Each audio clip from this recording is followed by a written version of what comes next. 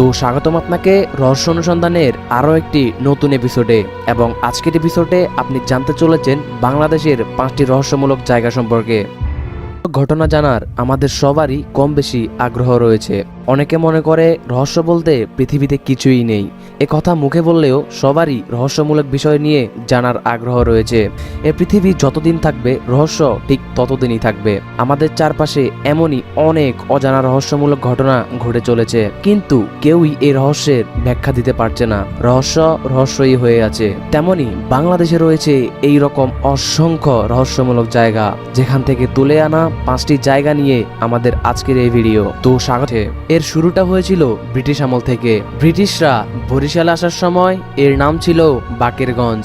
বাকেরগঞ্জের তৎকালীন British civil surgeon এই ঘটনাটির প্রথম উল্লেখ করেন। শুনলে আরো অবাক হবেন।